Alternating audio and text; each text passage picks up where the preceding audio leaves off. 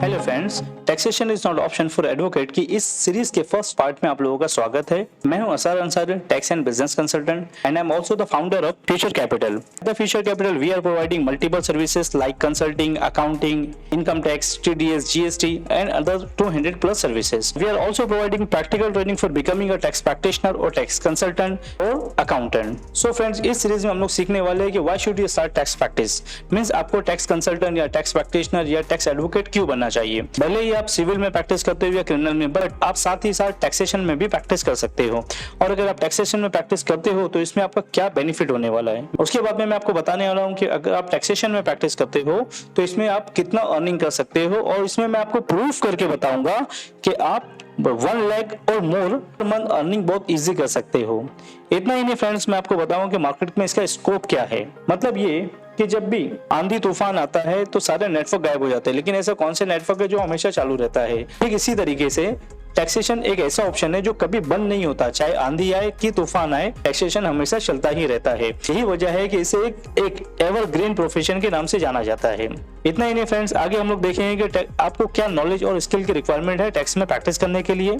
फिर मैं आपको बताऊंगा कि अगर आप टैक्सेशन में प्रैक्टिस करना चाहते हो या आप टैक्स कंसल्टेंट बनना चाहते हो तो आपको फर्स्ट स्टेप क्या लेना होगा। सो अगर मैं एडवोकेट्स के ड्रीम की बात करूं तो आपने देखा होगा कि हर एडवोकेट चाहता है कि मार्केट में उसकी नेम एंड फेम रहे, उसका वेल डेकोरेटेड ऑफिस हो। इतना ही नहीं, उसके ऑफिस में उसके अंडर में बहुत सारे स्टाफ काम करते रहे, उसके बाद ह्यूज नंबर ऑफ क्लाइंट हो, अलग अलग मैटर्स चले, 138 से लेके 307 तक के सारे मैटर्स उसके बाद में हो। इतना ही नहीं, उसके एक लग्जरी लाइफ हो। ये एक हर एडवोकेट्स के ड्रीम होते हैं। लेकिन जब वो लॉ कंप्लीट करके कोर्ट में आता है प्रैक्टिस के लिए तो कोर्ट में देख करके उसके होश उड़ जाते हैं और उसे ये पता चलता है कि न्यू एडवोकेट को बहुत सर्वाइव करने की जरूरत होती है उनके ब्रेड एंड बटर्स के लिए।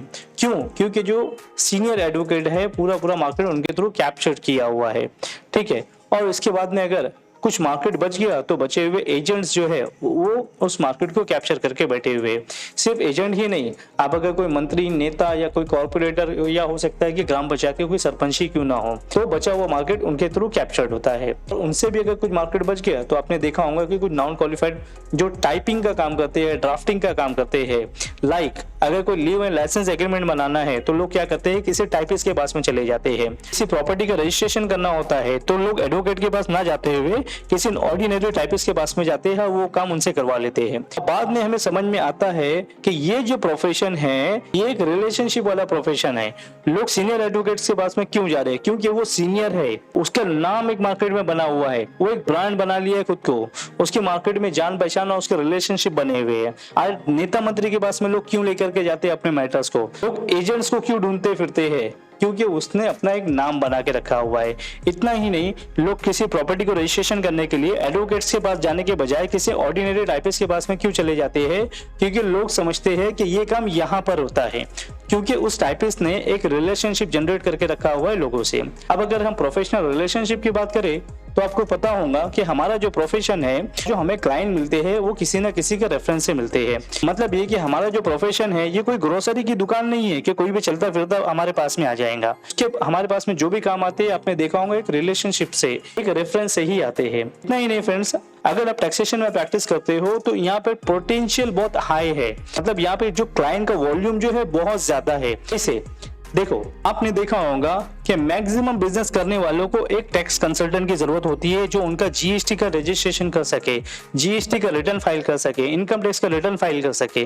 लेकिन आपने ये भी देखा होगा कि हर बिजनेसमैन को किसी सिविल या क्रिमिनल एडवोकेट की जरूरत नहीं होती, तो इसलिए इसमें क्लाइंट का वॉल्यूम बहुत ज्यादा है। इतना ही नहीं फ्रेंड्स, ये एक ऐसा प्रोफेशन है जिससे आपके क्लाइंट के साथ में बहुत स्ट्रॉन्ग बाउंडिंग हो जाती है। अब वो बाउंडिंग कैसे स्ट्रॉन्ग हो जाती है मैं आपको नेक्स्ट स्लाइड पे बताऊंगा। जो क्लाइंट आपके पास में टैक्सेशन के लिए आते हैं, सेम क्लाइंट आप कन्वर्ट कर सकते हैं सिविल या क्रिमिनल के लिए। क्यों? क्योंकि जिस क्लाइंट के आप इनकम टैक्स या जीएसटी का मैटर हैंडल कर रहे हो, वही क्लाइंट को इन फ्यूचर कभी भी कोई सिविल या क्रिमिनल से रिलेटेड कोई मैटर्स आता है तो किसके पास में आएगा? डेफिनेटली आपके पास में आएगा। क्यों? क्योंकि उसका आपसे अच्छा रिलेशनशिप डेवलप हो चुका होगा। इतना ही नहीं फ्रेंड्स, ये एक ऐसा प्रोफेशन है जिसमें एक सिंगल क्लाइंट से आप मल्टीपल इनकम जनरेट कर सकते हो। मैं आपको बताता हूँ कैसे। जो क्लाइंट आपके पास में सिविल या क्रिमिनल के लिए आता है, वही एक क्लाइंट को हो सकता है कभी ना कभी इनकम टैक्स रिटर्न फाइल की जरूरत पड़े, कंपनी रजिस्ट्रेशन की जरूरत भी पड़ सकती है, accounting GST registration, GST return filing, TDS refund, और आप भी जानते हैं कि हर बिजनेस करने वाले को बिजनेस लोन की जरूरत पड़ती है, यानी पैसे की जरूरत पड़ती है, तो वो क्या करता है, आमतौर पे बिजनेस लोन ही लेता है। इतना ही नहीं, आपने देखा होगा कि लोग घर खरीदने के लिए हाउसिंग लोन लेते हैं, मॉर्गेज लोन लेते हैं। अगर कोई सैलरीड एम्प्लॉय है तो वो क्या करता है, पर्सनल लोन लेता है। एक क्लाइंट का अगर आप इनकम टैक्स रिटर्न फाइल करते हो तो इन फ्यूचर कभी भी उसको जीएसटी की जरूरत पड़ेगी तो वो आपके पास में आएगा, और अगर वो जीएसटी में रजिस्ट्रेशन करता है तो एवरी मंथ उसको रिटर्न फाइल करना जरूरी होगा, तो वो जीएसटी रिटर्न फाइलिंग के लिए भी डेफिनेटली आपके पास में ही रहेगा। और जीएसटी रिटर्न फाइलिंग मंथ में 3 बार करना होता है, यानी 1 मंथ में इसको 3 टाइम करना होता है। तो अगर एक क्लाइंट आपके पास में 1 मंथ में 3 टाइम रिपीट हो रहा है तो आप खुद सोच सकते हो कि उसके साथ में आपकी बाउंडिंग कितनी क्लोज हो सकती है।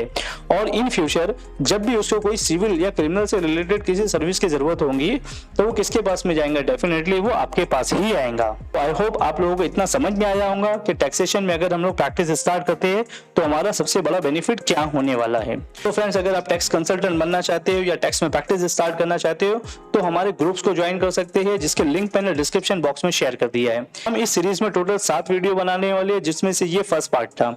सेकंड पार्ट को जरूर से आप देखिए, उसको देखना ना भूले, ताकि आपको काफी इससे आपको डेफिनेटली पता चलेगा कि आपको टैक्स में प्रैक्टिस क्यों करना चाहिए, आपका बेनिफिट क्या है, कितना अर्निंग कर सकते हो, क्या स्किल जरूरत है। ये सारे क्वेश्चंस के आंसर्स मैं आपको इस सीरीज में देने वाला हूँ।